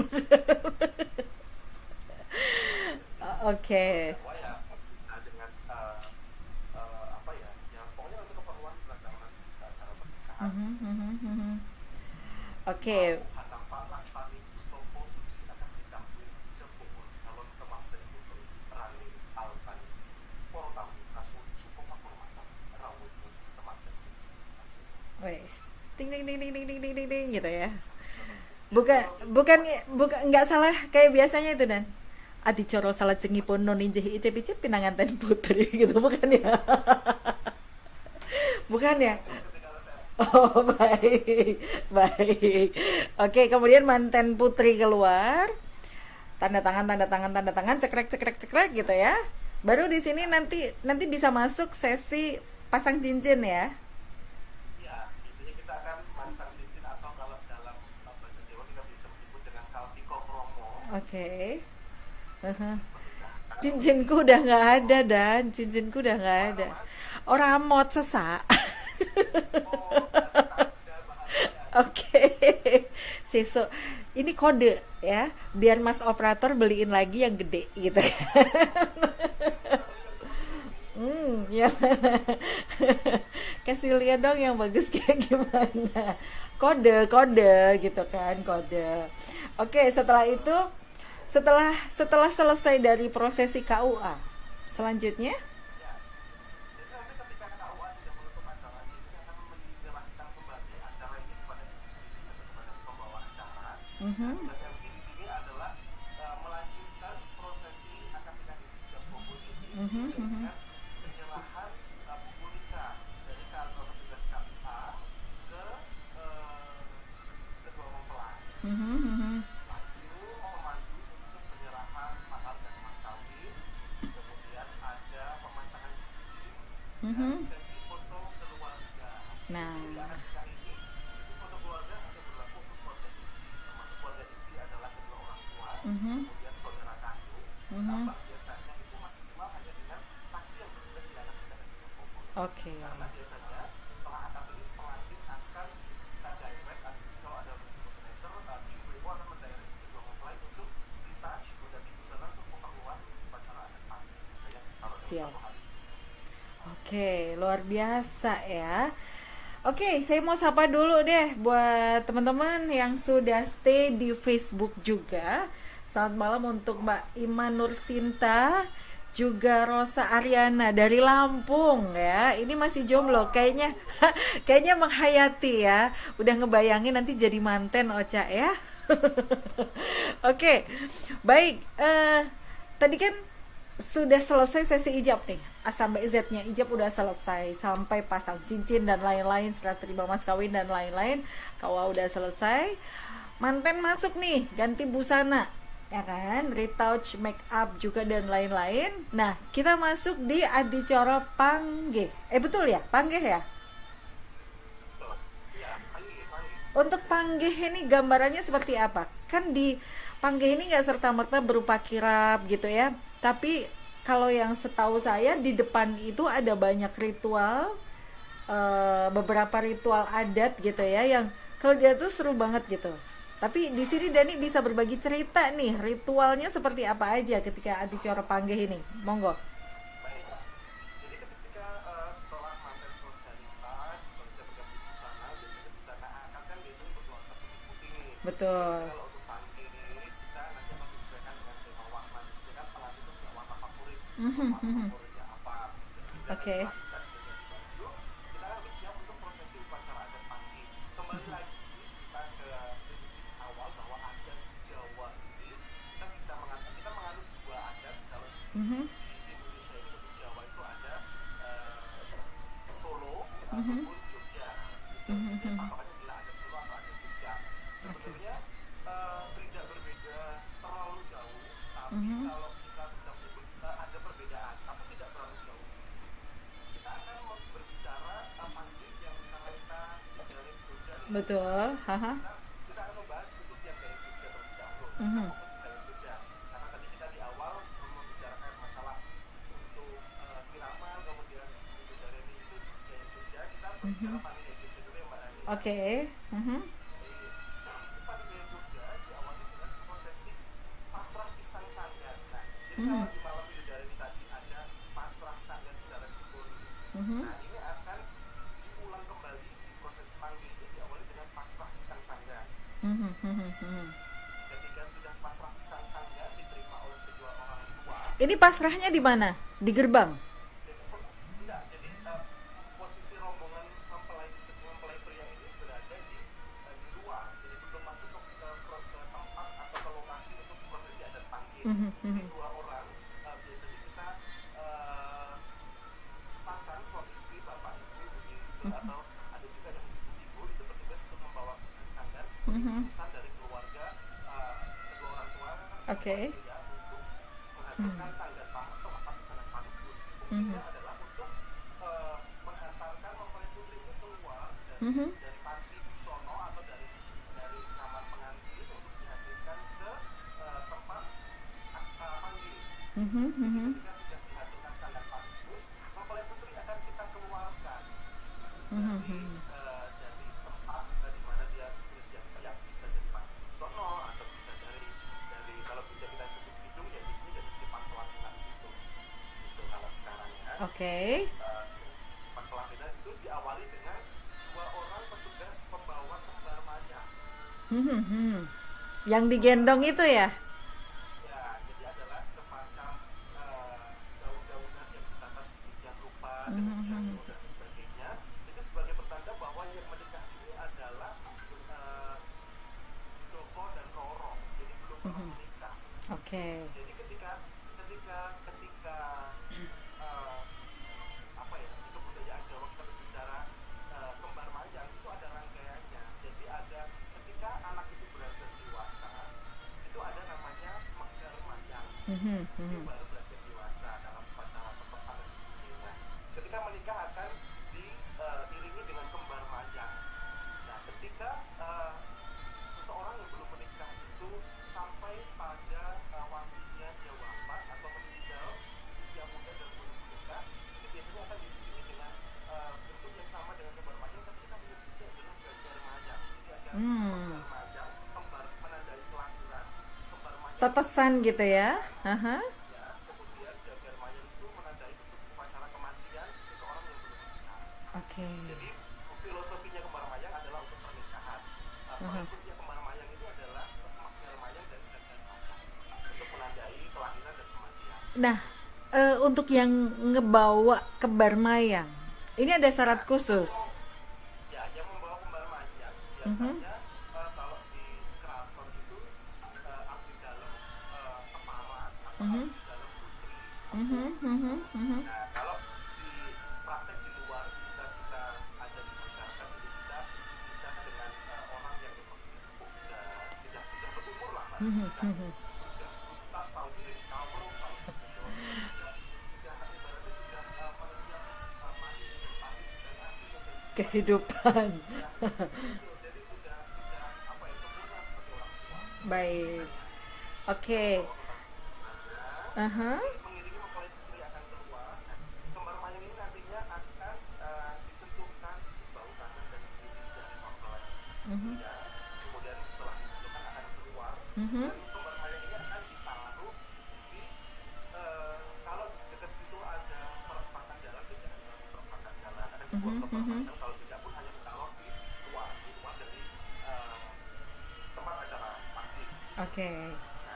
Setelah mereka berdua bertemu, mereka akan melangsungkan prosesi balangan gantal. Suruh itu ya? Bukan balangan gantal ya, balangan Gantal. Sawer gitu ya. Ini filosofinya apa Dani? daun suruh, daun sirih atau daun suruh itu kalau Mbak Rani perhatikan sisi luar dan dalam itu adalah berbeda. Jadi, tapi ketika kita pakai, kita rasakan orang dulu kan pasti ada yang kenal nih, aku bikin suruh tuh, rasanya akan sama. Jadi suruh rumah lawan pura dulu itu rupanya ngalamun itu tunggal rasanya. Jadi suruh itu melambangkan pria dan wanita. Maka ketika sudah dulu kita pakai untuk ibaratnya minang, kita tuntut, itu rasanya akan tetap sama sirih. Walaupun atas dan bawahnya itu permukaannya berbeda. Rumah lawan pura dulu begitu rupanya ngalamun itu rasanya. Jadi sejajar derajat pria dan wanita. Oke. Aduh, kaya banget filosofi ya kalau adat kita punya itu. Luar biasa. Aku baru ngerti sampai sedetail ini loh. Kalau di adat Jogja, kalau yang berjumlah kembali jadi 7. Mempelai pria memegang 4, mempelai putri memegang 3. Oke. Jadi kalau di adat Jogja yang mengawali adalah mempelai pria, yang mengakhiri adalah mempelai pria juga.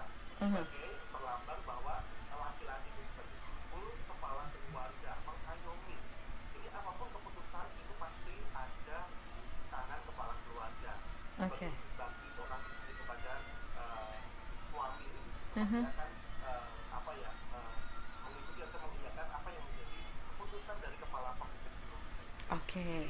Maknanya 4 dan 3 itu jumlahnya 7, yang kembali lagi Pitulungan gitu ya. Oke. Nah, setelah balangan gantal, apa aja lagi? Apa yang menjadi ritual ketika di apa? Di sebelum masuk panggih itu tadi? ini sudah masuk ke rangkaian acara pagi. Jadi setelah balangan gantal itu itu akan ada prosesi ranu podo. Ini ranu podo itu adalah istri atau mempelai putri akan membasuh kaki mempelai pria menggunakan air yang dicampur dengan bunga setaman, sri taman gitu. Kemudian dilap, dibersihkan, itu sebagai wujud juga rasa bakti mempelai putri kepada mempelai pria. Bakti seorang istri untuk suami. Nah, setelah dibersihkan kakinya mempelai pria dicuci, kemudian mempelai putri akan dijunjung derajat. Jadi disejajarkan lagi bahwa kewajiban seorang istri memang harus berbakti kepada seorang suami, tapi mereka berdua memiliki derajat yang sama. Oke. Nah, setelah prosesi ranu podo akan ada prosesi wijidadi. Apa itu? Jadi itu adalah seorang perias akan memecahkan telur ayam kampung. Jadi sebelumnya menyentuhkan terlebih dahulu Kalau untuk adat Solo, biji dadi akan berada di awal setelah balangan gantal sebelum ranu podo, mempelai pria akan menginjak telur, kemudian baru dibersihkan kakinya.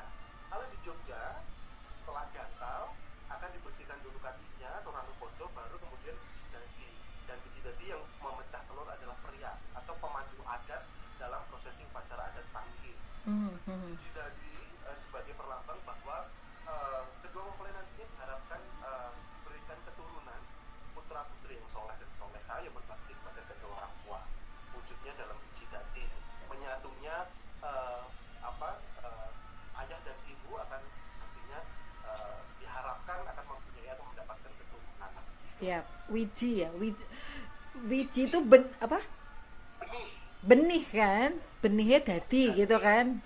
Itu iya, biji dadi itu benih dari ayah dan ibu nanti kan jadi diharapkan mendapatkan keturunan. Oke, lanjut. Setelah pecah telur apalagi? Kayaknya banyak banget ritualnya ya. Setelah pecah telur bikin nasi goreng. Oh salah ya, enggak. Tambah sosis. Setelah pecah telur, kalau di Jogja biasanya ada ritual lirboyo atau tarian edan-edanan. Oke. Nah itu yang paling seru biasanya. Iya, itu entertain sih. Entertain. Entertain tari lirboyo itu biasanya untuk sebagai srono tulak bolo, sebagai simbol untuk permohonan keselamatan dalam rangkaian acara hajat mabrur. Oke. Acara panggung. Nanti setelah lirboyo akan ada kirap. Oke. Nah, ini nih seru dari kirap. Sebelum cerita ke kirap nih, kirap ini kan biasanya MC nyondro ya. Ini nih paling berat nih, harus punya skill khusus nih. Nah, khusus untuk adat Jogja, karena iringan kirap di Jogja ini adalah gending gati podose, ladrang yang bersifat soran atau bersifat keras, pemukulan dengan teknik yang keras. Jadi memang untuk adat Jogja sendiri, khusus untuk adat Jogja, kirap itu memang tidak ditondro. Jadi untuk yang ditondro itu biasanya Solo adalah kirap pengantin Solo atau Surakarta. Begitu. Karena untuk kirap mempelai Surakarta biasanya menggunakan gending ketawang dengan format ketawang yang lebih halus, bisa ketawang langan gitu, Srinarendro atau sejenis ketawang yang lain. Untuk mengiringi kirap itu dengan dicondro akan lebih bisa membawa suasana. Kalau untuk adat Yogyakarta sifatnya adalah agung, megah, wibowo, dan kita bisa menyebutnya ketika iringan gending itu bunyi, ketika kita akan nyondro di situ kurang pas karena gending yang dipakai untuk kirap itu adalah gending yang ditabuh atau dibunyikan dengan teknik menabuh dengan nama soran. Jadi udah megah duluan ya? Udah megah duluan ya? Tidak ada condro untuk kirap adat Jogja, biasanya seperti itu. Ketika adat Solo bisa dicondro karena menggunakan iringan format gending ketawang seperti itu. Jadi memang sudah ada trap-trapnya sendiri-sendiri, Mbak Rani, sudah ada poin-poinnya sendiri bahwa di Jogja seperti ini, di Solo seperti ini. Makanya ketika kita berbicara adat, ini pasti akan sangat kaya sekali karena luar biasa. Jawa ini menganut dua adat, pengantin itu bisa adat Solo ataupun adat Jogja. Itu baru Jogja, baru Solo, belum lagi nanti Jawa tapi Pantura ya, beda lagi ya. Dandut koro kalau Pantura. Iya kan, kalau di Jawa sisi utara kan udah beda lagi gitu kan pakemnya. Jadi sudah ada pakem sendiri-sendiri bahwa dari Tepi Melati, Himpunan Ahli Rias Pengantin Indonesia ini sudah melakukan tata rias pengantin Jawa atau adat itu di luar Jogja dan Solo itu masing-masing sudah ada sendiri. Misalnya kayak Cilacap itu sudah punya tata rias pengantin Cilacap dengan upacara adatnya begitu, Mbak. Oke, baik. Tadi sudah kirap nih masuk, diiringi apa tadi, edan-edanan gitu kan? Jakarta. Jadi ketika sudah sampai di pelaminan nih biasanya rangkaian acaranya adalah tompo koyo atau kacar kucing. Tompo koyo ini mempelai pria akan menuangkan biji-bijian, kemudian dicampur dengan beras, bunga dan juga uang receh kepada istrinya. Itu nanti perlambang tanggung jawab pria untuk mengambil wanita Aha, sebagai aha. kepala keluarga memberikan nafkah baik lahir dan batin. Dan tugas istri adalah menerima tompo koyo itu. Jadi memang harus pelan-pelan, tidak boleh ada yang tercecer. Itu melambangkan bahwa wanita ini harus menjadi kantong untuk suami. Jadi harus bisa Oke. mengolah apapun hasil yang Pemberian suami. Jangan banyak shopping, jangan banyak arisan, jangan banyak sosialita gitu ya. Makanya check out di eh online. Cus. Cuman sekarang istri-istri sekarang kan lebih cerdas, nggak perlu shopping ke mall, tiba-tiba tok paket gitu. Siap. Oke, berarti segala ritual udah selesai nih Dani ya setelah itu. Aha. Setelah tompo koyo ini masih ada ritual lagi. Mhm. Jadi setelah ritual ini setelah ritual tompo koyo ini ada yang namanya dahar kelima. Mhm. Dahar kelima itu Tulang-tulangan itu ya. kalau Solo di tulang-tulangan. Oke. Kalau di Jogja mempelai pria akan menyiapkan kepala nasi. Mhm. Nantinya dimakan atau diberikan ke istri untuk nantinya istrinya makan. Kalau yang gelang-gelangan itu adat Solo. Aha. Kalau yang ada Jogja, dahar kelimanya adalah mempelai pria mengepal nasi walimahan, nasi Aha. Aha. Aha. akan diberikan ke istri. Biasanya lauknya itu hati. Dikasih hati. Walimahan, Aha. ngomong hati antep, tegese wis mantep sajroning ati. Temanten kakung lan putri pinesti dan judune, pinesti dan jatuh pramati. Itu perlambang dari walimah dengan hati lauknya hati ayam kampung seperti itu. Jadi jangan dikasih sate usus gitu, ramasuk ya. Urut-urut. Ayo, jangan dibahas. yang tahu filosofi urut-urut hanya kita dan satu audiens kita, Mbak Arum namanya ya. Jangan dibahas di sini. Oke, lanjut. Setelah dari kelima, setelah dahar kelima ada unjuk toyo wening. oke. Toyo wening air putih, segelas air putih untuk kedua mempelai sebagai perlambang bahwa kehidupan di dunia ini kedua mempelai biasanya kadang yang namanya keluarga kan pasti ada cekcoknya, ada ributnya begitu. Jadi filosofi minum air putih atau air putih ini adalah semoga kejernihan air yang diminum ini nantinya akan membawa kedua mempelai dapat berpikir jernih terlebih dahulu nih sebelum memutuskan sesuatu. Jadi Oke. diberikan kejernihan di pikiran. Jadi biar balance gitu emosinya antara keduanya itu nanti bisa saling melengkapi. Ketika satu emosi satu bisa meredam. Jadi biar tetap kehidupan rumah tangganya itu harmonis gitu. Mugi weninging tirta, keto hamba barkabagian. Weninging cipta rasa karsa temanten kali. Jadi kejernihan cipta rasa dan karsa. Jadi apa yang kita lihat, apa yang kita rasakan dan apa yang kita lakukan itu akan selalu kita pikirkan dengan jernih, dengan matang. Jadi Nggak boleh emosional gitu kan. Kalau udah nikah, udah omah-omah, nggak boleh emosional, nggak boleh egois gitu kan. Aduh, so bijak banget gue. Oke, masih ada beberapa ritual lagi, Dani? masih setelah ngunjuk toyo wening itu prosesi yang terakhir adalah ngabekten atau sungkeman. Nah, ini yang biasanya bikin haru nih. Nah, ini adalah paling berat tugas MC ini adalah di prosesi ngabekten atau sungkeman ini. Gimana caranya kita membangun suasana supaya kedua mempelai, kedua orang tua ini tampak menghayati, kemudian bisa haru bahkan sampai meneteskan air mata lah. Tantangan terberatnya adalah di sini. Kalau Dani biasanya akan kembang. Kasih contoh dong, boleh?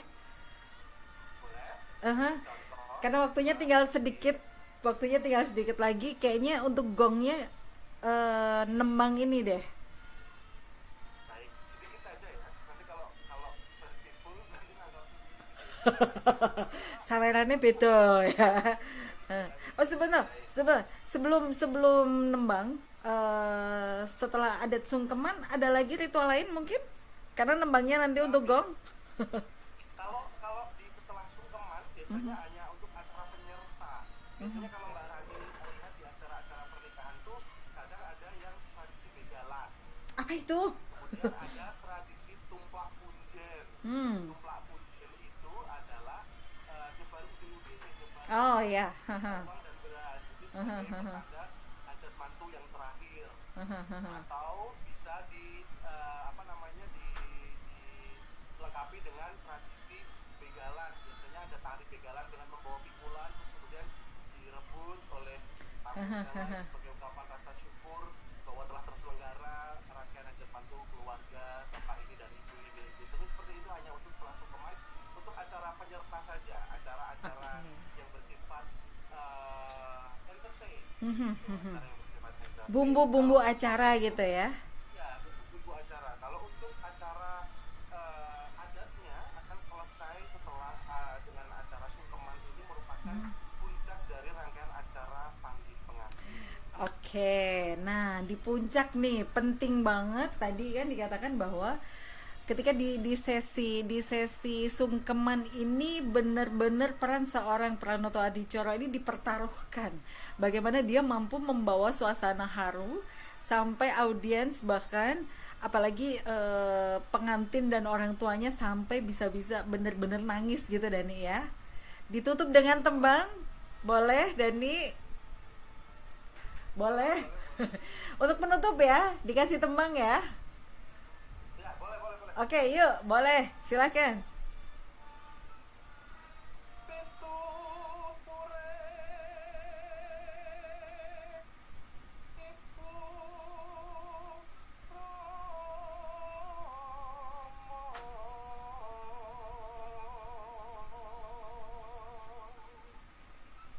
Ini merupakan satu tembang sinom logundang yang biasanya aku tembangkan ketika prosesi sungkeman. Lagi.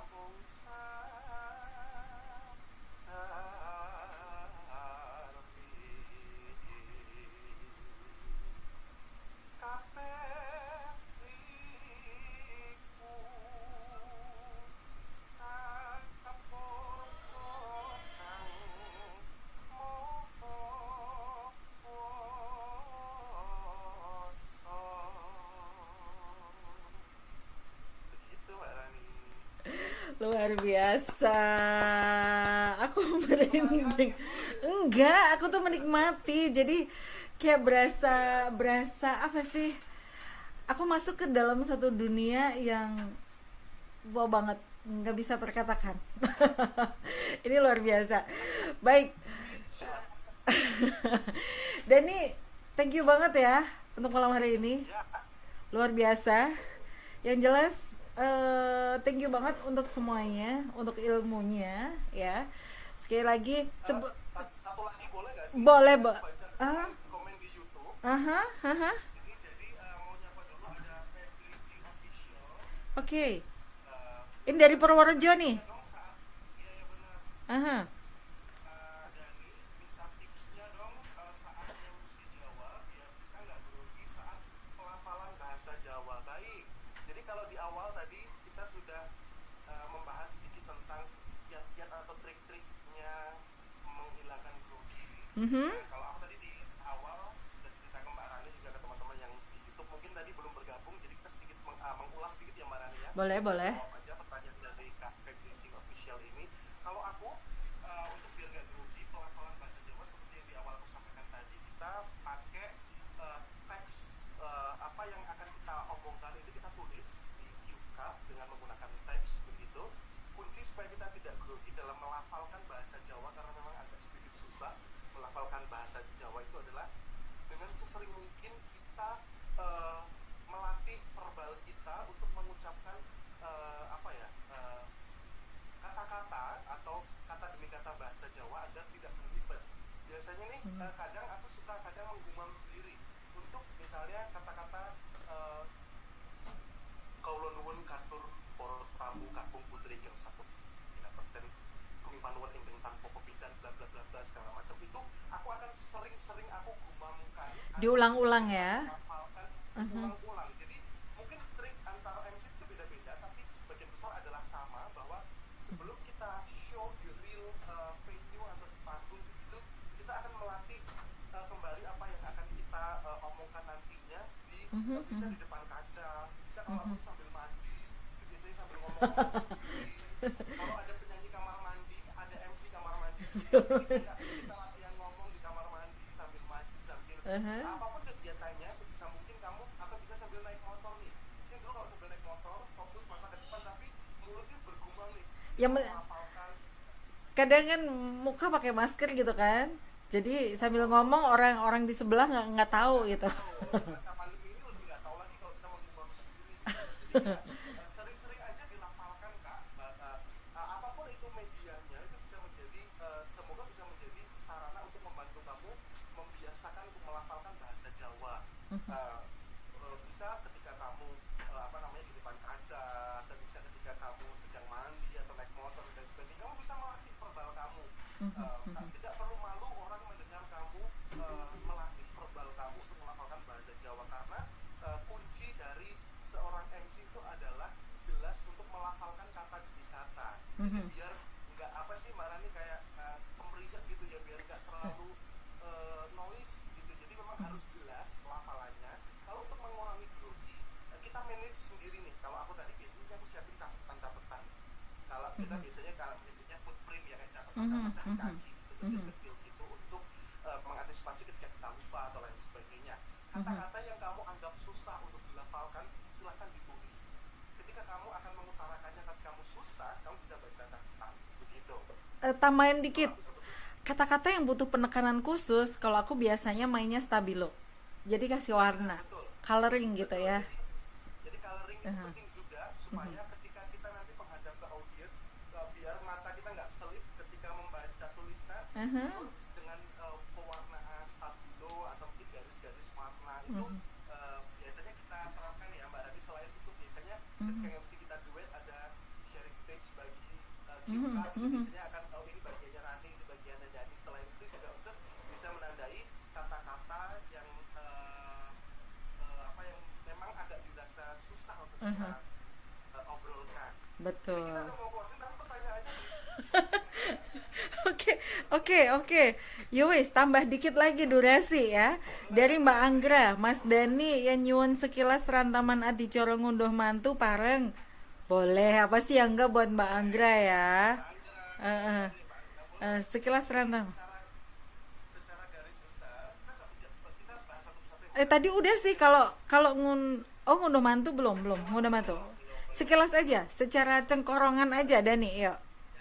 Cengkorongan ngunduh mantu atau biasa kita sebut dengan upacara wisuda tali darmo. Diawali dengan datangnya keluarga mempelai putri dengan kedua mempelai dan satu petugas pasrah.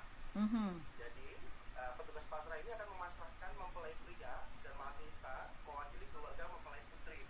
Kemudian setelah pasrah akan diterima tetapi dari keluarga mempelai pria. Nah, mempelai pria ini akan mengutus satu orang untuk menerima atau pasrah. Setelah diterima atau pasrah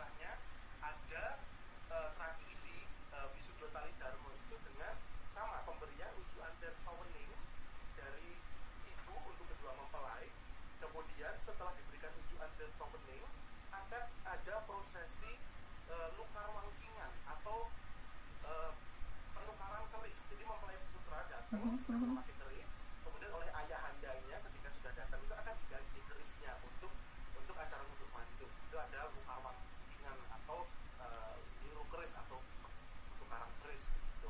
Ada juga beberapa tradisi yang menambahkan kebioan itu dengan daun-daunan yang memiliki banyak sekali makna. Itu nanti namanya kebioan itu untuk apa ya, untuk menghilangkan sukerto atau menghilangkan segala sesuatu yang buruk yang mungkin menempel di diri kedua mempelai gitu. Itu nanti bisa ditambahkan dengan tradisi kebioan. Tapi yang poin penting adalah pemberian tertawani dan tukar wangkingan. Setelah itu kirap. Nah setelah kirap itu sudah acaranya resepsi.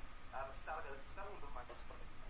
Oke, lanjut ke pertanyaan Mas Dimas. Selamat malam, mau tanya Mas Dani, mau tanya nih bagaimana teknik yang tepat supaya pengaturan suara bisa enak untuk didengarkan baik intonasi dan ritmenya.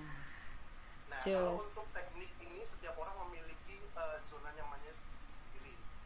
Zona pernafasan kalau saya biasanya ada dengan teknik menggunakan pernafasan perut supaya kita tidak capek untuk ngomong. Kalau kita pakai nafas dada itu kan cenderung pendek ya Mbak Rani. Kita akan mudah capek dan terengah-engah untuk ngomong.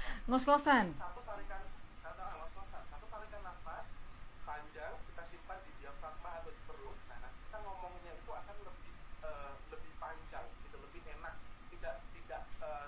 Tidak sering mengambil nafas kalau kita menggunakan teknik pernapasan perut. Nah, untuk teknik pernapasan perut nanti Mbak Rani nih ahlinya nih pasti bisa ditanya ke Mbak Rani. Kalau aku biasanya menggunakan teknik pernapasan perut, kemudian menggunakan tone atau nada yang sekiranya kamu anggap nyaman. Jadi tone suara tidak boleh terlalu rendah, tidak boleh terlalu tinggi. Kalau terlalu tinggi itu capek. Ngos-ngosan. Kembali lagi ke tone suara kita. Kalau aku biasanya, kalau Mbak Anggra nih yang tahu tone suaraku tuh ada di mana, ini Mbak Anggra bisa komen ya. Kalau dinyanyi ini tone suaraku ada di mana. Nah, tone suaramu ada di situ, kamu harus bermain aman di tone suara segitu. Kalau kamu naikin tone kamu, itu pasti kamu akan capek. Kalau kamu rendah, kamu juga pasti akan capek karena kita butuh power yang yang ekstra untuk suara yang keluar dari zona atau tone nada kita. Nah, nada itu segini. Jadi ketika aku ngomong seperti ini, aku tidak akan merasa capek. Ditambah dengan teknik pernapasan perut. Kalau kerendahan kadang suara nggak muncul malahan kan? Kadang suara nggak muncul. Dan itu suaranya nggak ada di suara tone suara yang memang aku nyaman ada di situ gitu. Setiap orang pasti punya tone nyamannya sendiri Mbak Rani. Betul. Kalau dengan nada tinggi, mungkin kita bisa menggunakan nada tinggi dengan acara-acara yang membutuhkan high tinggi, misalnya kayak throwing flower atau lempar bouquet. Kemudian ketika pembagian door prize atau pembacaan hadiah pemenang atau apapun itu yang berhubungan dengan tone suara tinggi itu bisa dipakai. Kadang pun ketika kita memandu untuk lempar bouquet, hitung 1, 2, dan 3 dengan nada tinggi aja kita udah capek. Gitu. Kalau apalagi dipakai untuk membawakan sepanjang acara pasti akan effortnya luar biasa, pasti akan capek. Jadi cari zona nyaman kamu ngomong supaya kamu tidak terlalu capek menggunakan nada tinggi ataupun nada rendah. Jadi yang kamu nyaman aja. Teknik pernapasan perut lain kali kita akan bahas lagi. Oke. Besok bikin sesi lagi deh ya. Oke. Baik. Makin mau closing makin banyak pertanyaan ya.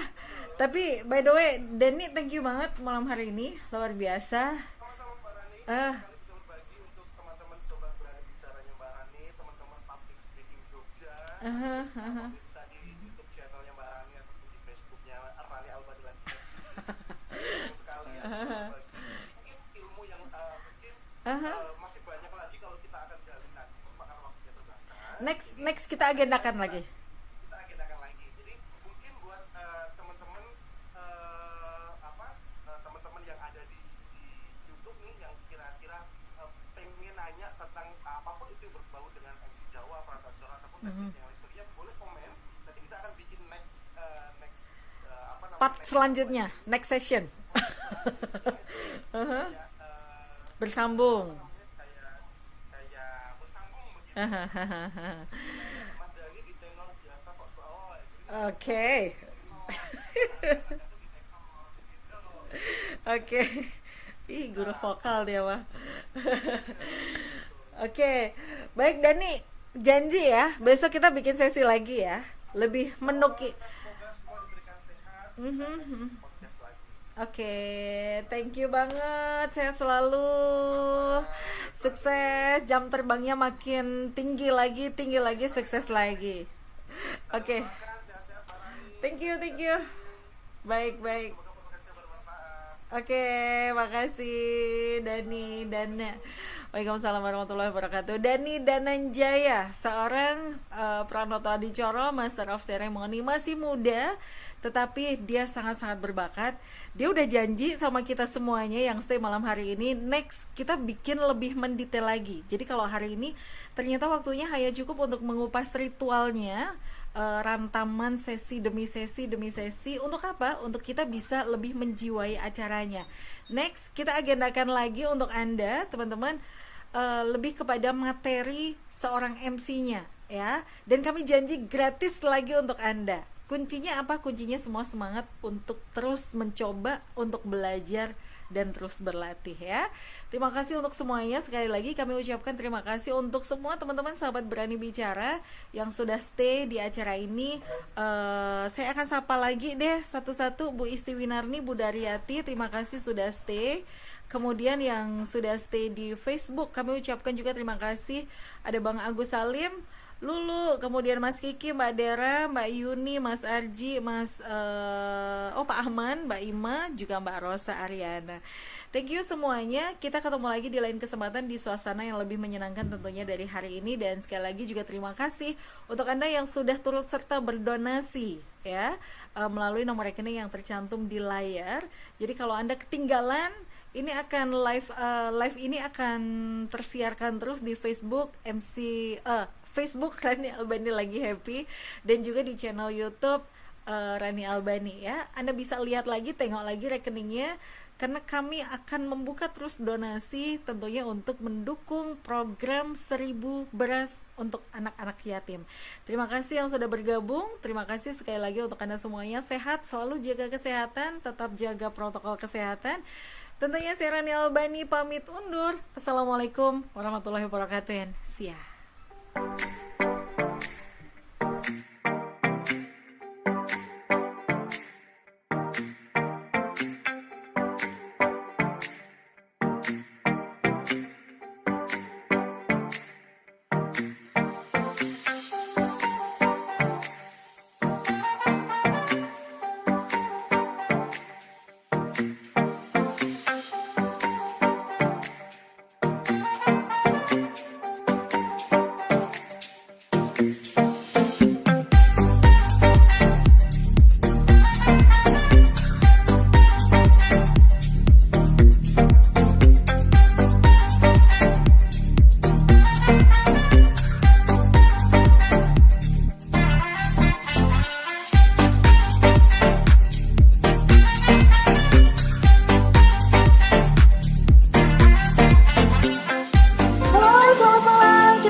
Raja Resto, dan pada malam hari ini kita lagi ada di acaranya Mbak Rani Albani Public Speaking Training dengan 50 peserta HPI Yogyakarta. Nah, pasti penasaran kan kayak gimana keseruannya? Kita langsung aja masuk ke dalam.